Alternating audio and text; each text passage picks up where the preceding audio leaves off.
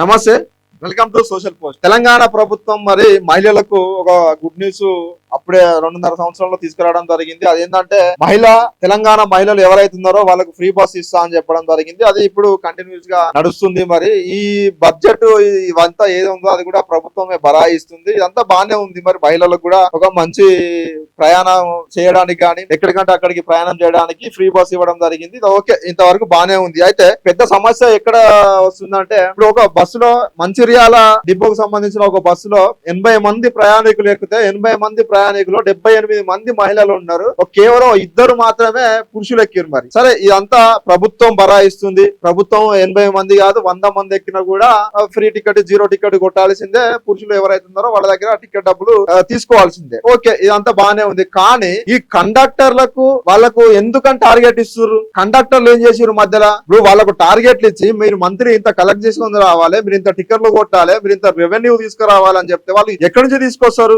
మీరు ఒక పథకం తీసుకొచ్చారు, ఆ పథకాన్ని వాళ్ళు అమలు పరుస్తున్నారు, వాళ్ళు 0 టికెట్ ఇస్తున్నారు, ఆ మహిళ అందరూ సురక్షితంగా ఫ్రీ బస్ లో ప్రయాణం చేస్తున్నారు. ఇదంతా బానే ఉంది కదా. మరి ఎక్కడ లేని మరి టార్గెట్లు తీసుకొచ్చి వాళ్ళ మీద మోపి మీరు మంత్లీ ఇంత తీసుకురావాలి, ఇయర్లీ ఇంత తీసుకురావాలి, క్వార్టర్లీ ఇంత తీసుకురావాలి అంటే వాళ్ళు ఏ నుంచి తీసుకురావాలి? మరి మీరు ఇచ్చే జీతం నుంచి ఎదురు వాళ్ళ టికెట్లు కొట్టి ఆ డబ్బులు తీసుకొచ్చి వాళ్ళకి ఇస్తారా? ఏ విధంగా ఇస్తారు? మరి ఒకసారి మంచిర్యాల డిపోకు సంబంధించిన ఒక కండక్టర్ బాధ చూడండి, ఒకసారి వినండి.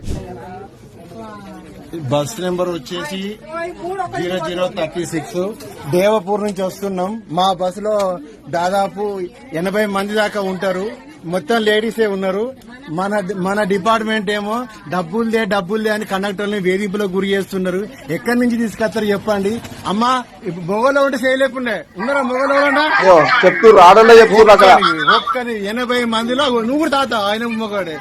2 మగవాళ్ళు 80 మంది కండక్టర్లకు వేధింపులకు గురేసి నగదు 80 మంది ఎక్కిన బస్సులో మరి 2 పురుషులు ఉంటే 2 పురుషుల మందమే డబ్బులు తెస్తారు. కానీ మరి ఇంకా డబ్బులు తీసుకురావాలి, టార్గెట్లు ఇవ్వాలి, మరి మీరు ఇంత కలెక్షన్ తీసుకురావాలంటే మరి కండక్టర్లను ఇబ్బంది పెడితే కండక్టర్లు ఏ నుంచి తీసుకొస్తారు డబ్బులు? మరి కొంచెమన్నా మరి డిపార్ట్మెంట్ అయితే ఎవరు ఉన్నారో, డిపార్ట్మెంట్ హెడ్ ఎవరు ఉన్నారో, మరి మేనేజర్ ఎవరు ఉన్నారో, డిపో మేనేజర్ వీళ్ళందరికీ కొంచెం ఆలోచించాలి కదా. మీరు కండక్టర్లకు టార్గెట్ ఇవ్వడం ఏంది? అసలు మీరు ఇచ్చిన సంక్షేమ పథకమే మీరు అమలు చేస్తున్నదే, మీరు ప్రభుత్వాన్ని డబ్బులు కడుతున్నారని మీరు చెప్తున్నారు. ఒకవైపు మహిళలకు ఫ్రీ బస్ ఇస్తున్నారని మీరే అంగరంగ వైభవంగా ఎక్కడ లేనదో ఏదో ఇచ్చి ఇంకేదో చేసినట్టుగా మీరే గొప్పలు చెప్పుకుంటున్నారు కదా. మరి ఈ తరుణంలో వాళ్ళని ఎందుకు ఇబ్బంది పెడుతున్నారు? వాళ్ళకి ఇవ్వాల్సిన అవసరం ఏమున్నది? వాళ్ళకి టార్గెట్ చేయాల్సిన అవసరం ఏమున్నది? వాళ్ళు డబ్బులు తీసుకురావాల్సిన అవసరం ఏమున్నది? అసలు వాళ్ళు ఎంతమంది పురుషులు ఎక్కితే అంతమంది టికెట్లు కొడతారు కదా. మహిళలు ఎంతమంది ఎక్కితే వాళ్ళకి 0 టికెట్ ఇస్తున్నారు కదా. మీ మేనిఫెస్టోలో ఏముందో, మీరు ఏమైతే అమలు చేస్తున్నారో దాన్ని వాళ్ళు చూసా తప్పకుండా పాటిస్తున్నారు కదా. మరి కండక్టర్ల పైన మీరు టార్గెట్లు ఇచ్చి మీరు ఇంత తీసుకురావాలంటే వాళ్ళు ఏ నుంచి తీసుకురావాలి? మరి వాళ్ళ జీతము 1 లక్ష ఉంటే 2 లక్షలు 3 లక్షలు చేయండి. మరి వాళ్ళ టికెట్లు కొట్టి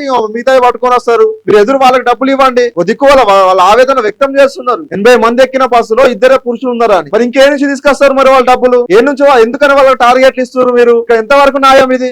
ఎక్కడ చూసినా ఏ డిపో, మంచిర్యాల డిపో ఈ రోజు ఉండవచ్చు, ఏ డిపోలో కూడా ఇదే పరిస్థితి. మీరు నిజంగానే ఒక పథకం తీసుకొచ్చారు, ఆ పథకాన్ని సకాలంలో సాఫీగా నడుస్తుంది. మరి ఈ తరుణంలో కండక్టర్లు ఎందుకని ఇబ్బంది పెడుతున్నారు మీరు అంటే నా ప్రశ్న అడుగుతున్నా. మీరు ఇబ్బంది పెట్టాల్సిన అవసరం ఏమున్నది? మీరు టార్గెట్ ఇవ్వాల్సిన అవసరం ఏముంది? ఈ అంత ప్రభుత్వం అంత మరి అసలు ఈ లేనిపోని పథకాలన్నీ ఎందుకండి? ఎవరన్నా అడిగిరా? ఏ మహిళ అన్నా మిమ్మల్ని మాకు ఫ్రీ బస్ ఇవ్వండి, లేకుంటే మేము ఫ్రీగా ప్రయాణం చేస్తాము.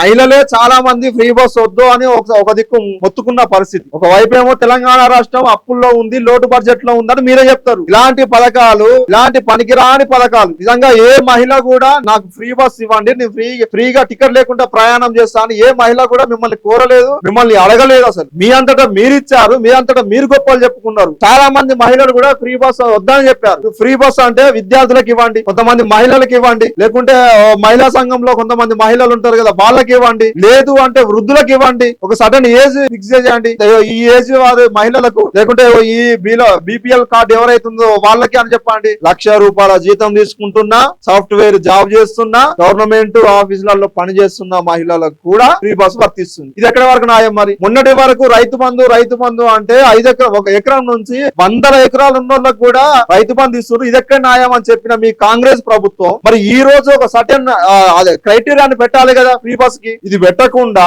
మీరు చేస్తేనేమో మంచి, వేరే వాళ్ళు చేస్తేనే దొంగతనం అన్నట్టుగా మీరు క్రియేట్ చేసి మీరు చెప్తారు. మరి ఈ రోజు మరి ఇదే టార్గెట్లు తీసుకొచ్చి టార్గెట్లు తీసుకురావాలి తీసుకురావాలని కండక్టర్ల మీద రుద్దితే వాళ్ళు ఏడు తీసుకురావాలి టార్గెట్లు.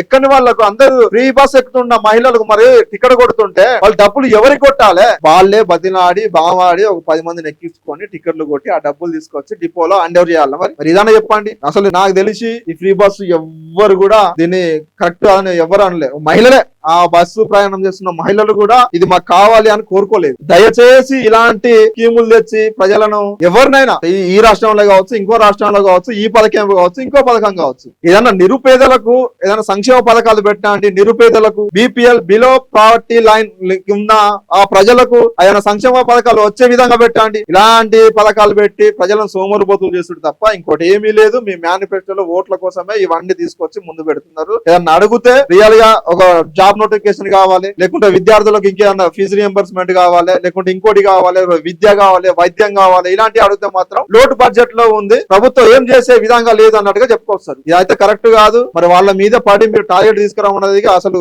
నిజంగా కరెక్ట్ కాదు. వాళ్ళ బాధ నిజమే, కరెక్టే, వాళ్ళు చెప్పేది కూడా కరెక్టే. మరి ఇంతమంది ఎక్కిన బస్సులలో మీరు టార్గెట్లు ఇచ్చి మీరు తీసుకురామంటే వాళ్ళు తీసుకురాలేరు. చూస్తూనే ఉండండి సోషల్ పోస్ట్.